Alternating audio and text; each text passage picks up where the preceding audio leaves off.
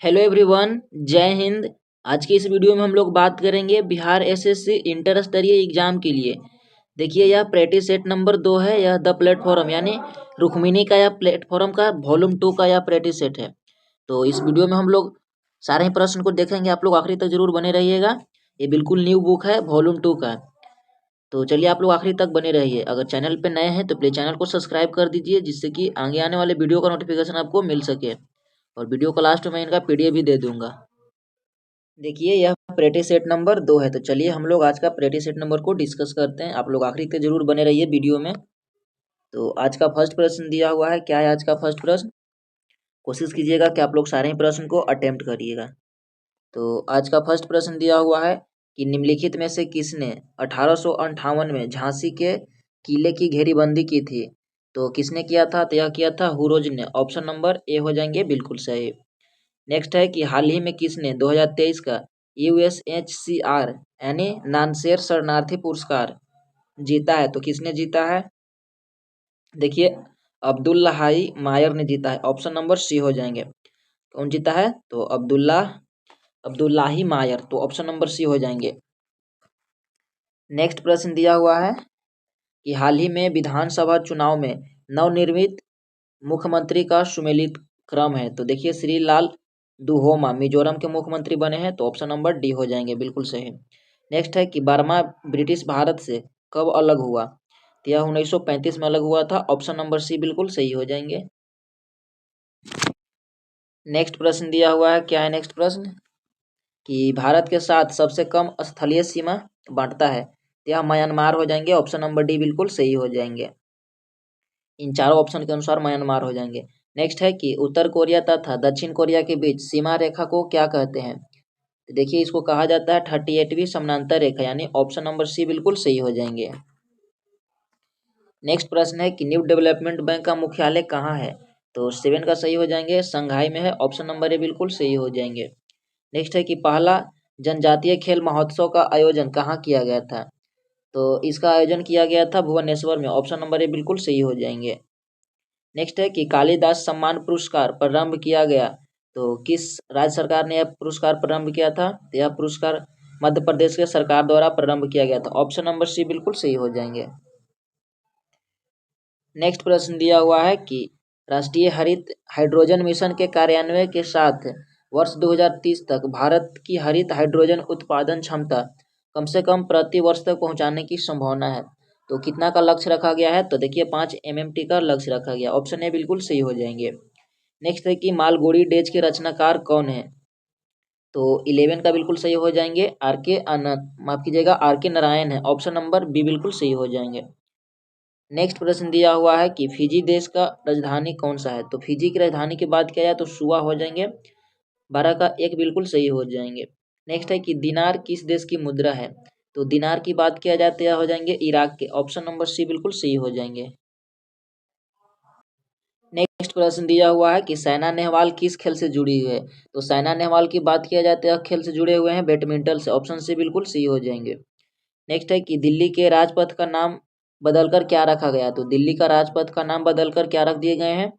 देखिए, इसका नाम रख दिया गया है कर्तव्य पथ। ऑप्शन नंबर 2 बिल्कुल सही हो जाएंगे। नेक्स्ट प्रश्न दिया हुआ है कि 20वें एशियाई खेल 2026 में कहाँ आयोजित होने वाला है? देखिए, अगर 20वें एशियाई खेल की बात किया जाए तो इसका आयोजन किया जाएगा जापान में। ऑप्शन नंबर डी बिल्कुल सही हो जाएंगे। नेक्स्ट है कि मार्स रोवर संचालित करने वाली पहली भारतीय बन गए हैं। तो किसने मार्स रोवर को संचालित करने वाले प्रथम भारतीय बन गए हैं? तो यह बन गए हैं अच्युता कृष्ण मूर्ति। ऑप्शन नंबर ए बिल्कुल सही हो जाएंगे। नेक्स्ट है कि भारत के 84वें ग्रैंड मास्टर कौन बने हैं? तो यह बने हैं अनमोल रमेश बाबू, भारत के 84वें grand master. Option number A बिल्कुल सही हो जाएंगे। नेक्स्ट है कि भारतीय उपमहाद्वीप का 7वां सबसे पुराना विश्वविद्यालय यानी पटना विश्वविद्यालय की स्थापना हुआ था। तो कब इसका स्थापना हुआ था या किया गया था? तो 1917 में किया गया था। ऑप्शन नंबर डी बिल्कुल सही हो जाएंगे। नेक्स्ट है कि अंतर्राष्ट्रीय योग दिवस मनाया जाता है। तो यह प्रत्येक वर्ष को कब मनाया जाता है? तो यह मनाया जाता है 21 जून को। ऑप्शन नंबर सी हो जाएंगे। नेक्स्ट प्रश्न दिया हुआ है कि जलियांवाला बाग कहाँ है? तो जलियांवाला बाग अमृतसर में स्थित है। आप लोग कमेंट में बताइएगा छोटा डेट के साथ इसमें कब जो यहाँ पे गोली चलाया गया था। नेक्स्ट है कि कुचिपुड़ी किस प्रदेश का शास्त्रीय नृत्य है। तो कुचिपुड़ी की बात किया जाए तो यह हो जाएंगे देखिए आंध्र प्रदेश का, ऑप्शन नंबर सी बिल्कुल सही हो जाएंगे।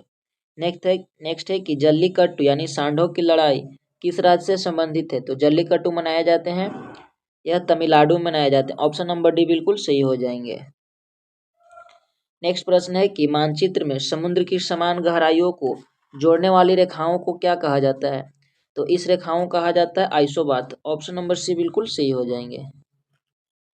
नेक्स्ट प्रश्न दिया हुआ है कि यह एक ठंडी और शुष्क वायु है, इनमें से कौन सी ठंडी और शुष्क वायु है। देखिए इसका बिल्कुल सही हो जाएंगे हरिकेन, ऑप्शन नंबर ए बिल्कुल सही हो जाएंगे।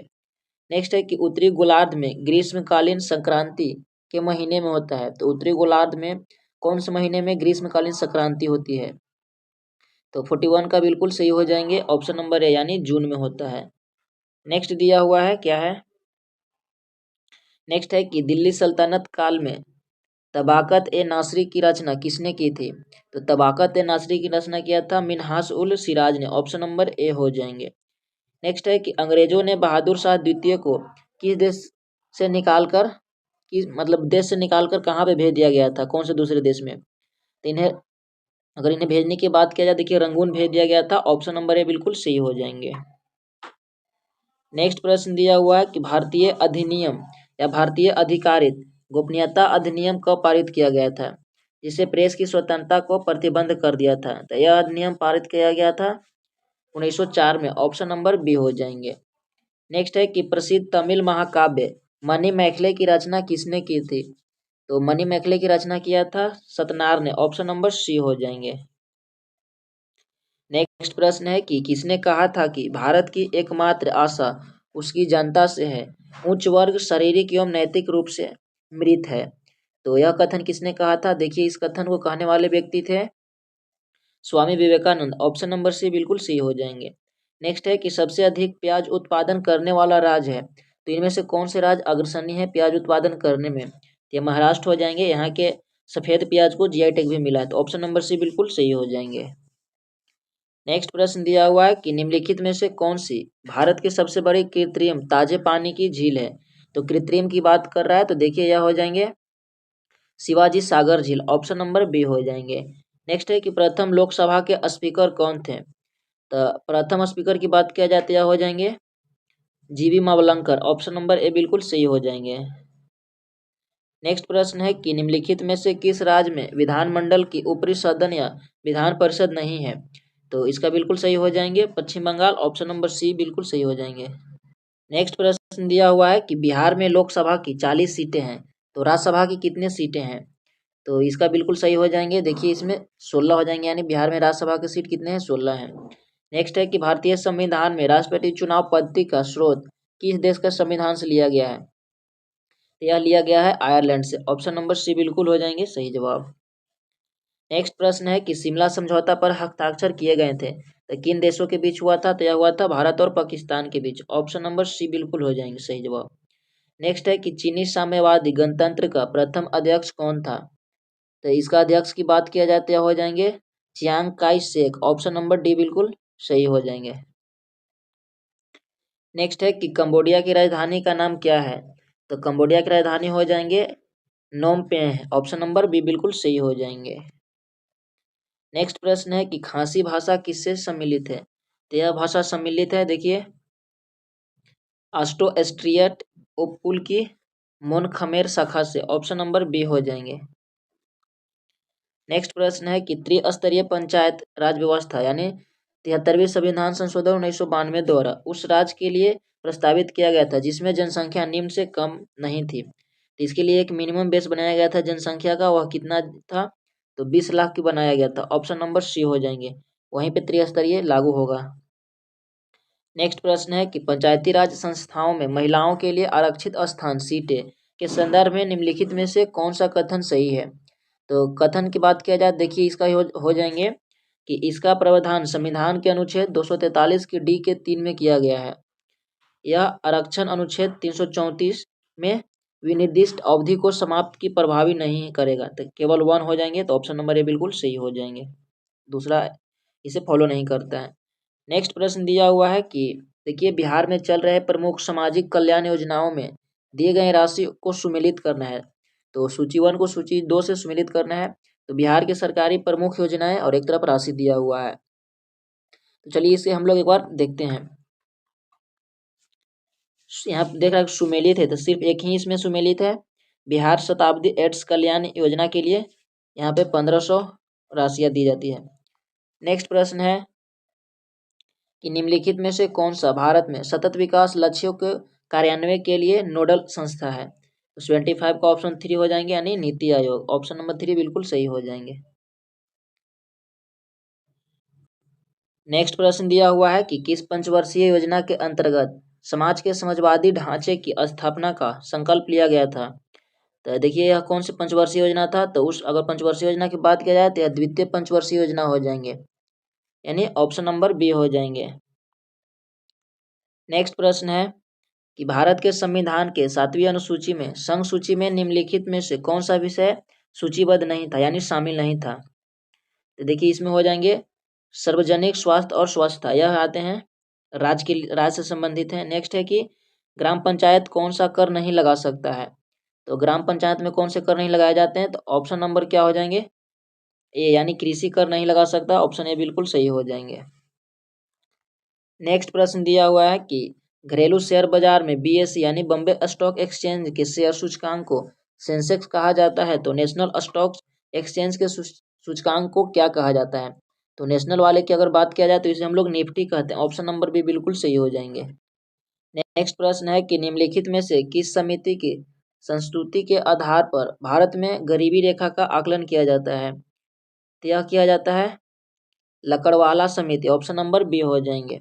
नेक्स्ट दिया हुआ है कि CaCO3 को CaO के साथ और CO2 गैस के उपयुक्त अभिक्रिया कराने पर, समय अवस्था बंद पात्र में करवाने पर, CaCO3 डालने पर और CO2 की साम्यता पे क्या परिवर्तन पड़ेगा।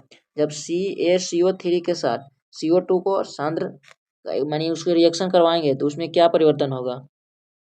देखिए इसका परिवर्तन की बात किया जाए तो इसमें कोई परिवर्तन नहीं होगा, क्योंकि यहाँ पे गैस मिलकर इसका कोई रिएक्शन नहीं करेगा। नेक्स्ट दिया हुआ है कि किसी उत्तल लेंस में दर्शाए अनुसार आपतित प्रकाश किरण के लिए निम्न में से कौन सा आरेख सही है। तो इसके लिए 1 आरेख हो जाएंगे, ऑप्शन नंबर ए। तो जहाँ पे दिया हुआ ये बिल्कुल सही हो जाएंगे। नेक्स्ट प्रश्न है कि अल्बर्ट आइंस्टाइन थे। तो अल्बर्ट आइंस्टाइन की बात किया जाए तो यह क्या थे। तो यह एक भौतिक शास्त्री थे। ऑप्शन नंबर सी बिल्कुल सही हो जाएंगे। नेक्स्ट है कि गंगा नदी में BOD सर्वाधिक मात्रा में पाई जाती है। तो वह कौन से क्षेत्र में पाए जाते हैं। तो यह पाए जाते हैं पटना एवं उलुवेरिया के मध्य में। ऑप्शन नंबर डी हो जाएंगे। नेक्स्ट प्रश्न है कि निम्नलिखित में से कौन सा कथन सही नहीं है। तो यह कथन है कि वह रुधिर वर्ग वाले व्यक्ति के रुधिर में प्रति ए और प्रति बी प्रतिरक्षी होती है। तो यह कथन गलत है, बाकी ये तीनों कथन सही है। तो ऑप्शन नंबर ए हो जाएंगे। यहाँ से सही नहीं वाला पूछ रहा था ऑप्शन में। नेक्स्ट प्रश्न दिया हुआ है कि प्रकाश छोटे छोटे कण से मिलकर बना है जिसे कहते हैं। तो उसे हम लोग क्या कहते हैं। देखिए इसे हम लोग कहते हैं कणिका। ऑप्शन नंबर सी हो जाएंगे।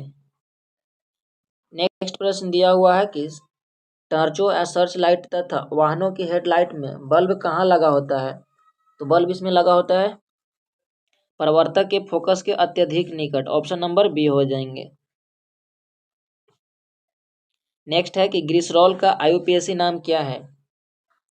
तो इसका नाम हो जाएंगे प्रोपेन 1,2,3 ट्राइऑल। ऑप्शन नंबर बी हो जाएंगे। नेक्स्ट है कि प्रत्येक ALU एक समय में कितने बिट या बाइट्स डाटा को डिकोड करती है। यह डिकोड करता है 32 बिट। ऑप्शन नंबर बी हो जाएंगे।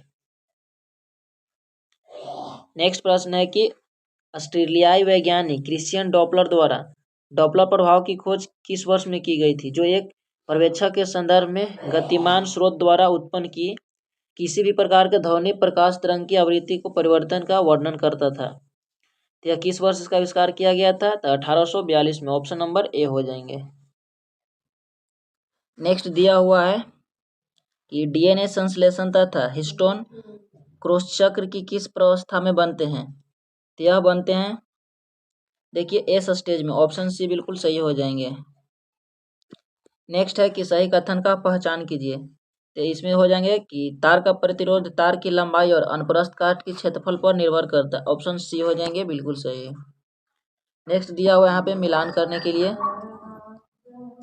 तो यहाँ पे हो जाएंगे ऑप्शन नंबर डी, यानी एक का 1 हो जाएंगे, बी का 4 हो जाएंगे, इस तरह से सी का 2 हो जाएंगे और डी का 3 हो जाएंगे। ऑप्शन नंबर डी बिल्कुल सही हो जाएंगे।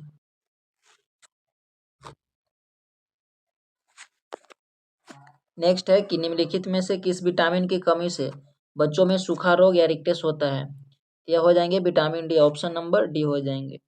नेक्स्ट है कि निम्न में से कौन सी धातु हाइड्रोक्साइड सबसे कम क्षारीय है। यह हो जाएंगे MgOH2। नेक्स्ट दिया हुआ है कि निम्नलिखित में से तत्वों में कौन सा समूह धात्विक गुण को बढ़ते हुए क्रम में लिखा गया है।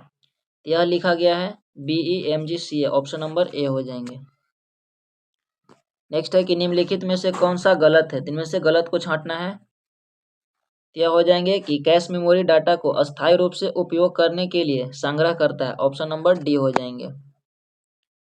नेक्स्ट है कि पहला मानव निर्मित या संश्लेषित रेशा कौन सा है। यह हो जाएंगे नायलॉन, ऑप्शन नंबर बी हो जाएंगे। नेक्स्ट है कि मुक्त पतन का उदाहरण क्या है। इसका हो जाएंगे कि एक समान त्वरण वाली गति, ऑप्शन नंबर डी हो जाएंगे, बिल्कुल सही। नेक्स्ट प्रश्न है कि प्रोटोजोआ किस रोग के रोग कारक होता है। यह हो जाएंगे मलेरिया, ऑप्शन नंबर बी हो जाएंगे। नेक्स्ट है कि निम्न में से किस प्रतिशत का उपयोग आजकल नहीं होता है। तो प्रतिशत की बात किया जाए तो आजकल कार्बन डाइऑक्साइड का उपयोग नहीं होता है, ऑप्शन नंबर सी हो जाएंगे। नेक्स्ट है कि किस भूकंपीय तरंग में अनुप्रस्थ विस्थापन शामिल होता है। यह हो जाएंगे इस तरंग में, ऑप्शन नंबर ए बिल्कुल सही है। नेक्स्ट है कि रक्त में नामक एक मैट्रिक्स होता है जिसमें लाल रक्त कणिकाएं यानी RBC, श्वेत रक्त कणिकाएं WBC और प्लेटलेट्स तैरते रहते हैं। यह हो जाएंगे प्लाज्मा, ऑप्शन नंबर बी हो जाएंगे। नेक्स्ट दिया हुआ है कि इंद्रधनुष एक प्राकृतिक घटनाएं हैं जो यह किस कारण से होते हैं। तो यह होते हैं प्रकाश के वर्ण विक्षेपण, ऑप्शन नंबर डी हो जाएंगे। नेक्स्ट है कि शरीर भी भंगिका को संतुलन नियंत्रक होता है। तो शरीर की भंगिका को कौन संतुलन करता है। तो इसे अनुमस्तिष्क संतुलन करता है, ऑप्शन नंबर बी हो जाएंगे। तो ये थे आज का प्रैक्टिस सेट नंबर 2 जो हम लोगों ने कंप्लीट कर लिए हैं। तो कैसा लगा वीडियो आप लोग बताइएगा कमेंट करके, और डिस्क्रिप्शन में टेलीग्राम का लिंक मिल जाएगा, आप लोग ज्वाइन हो जाइएगा। वहीं पे PDF को मैं शेयर कर दूंगा। मिलते हैं नेक्स्ट वीडियो में। वीडियो देखने के लिए बहुत बहुत धन्यवाद। Thank you so much. जय हिंद।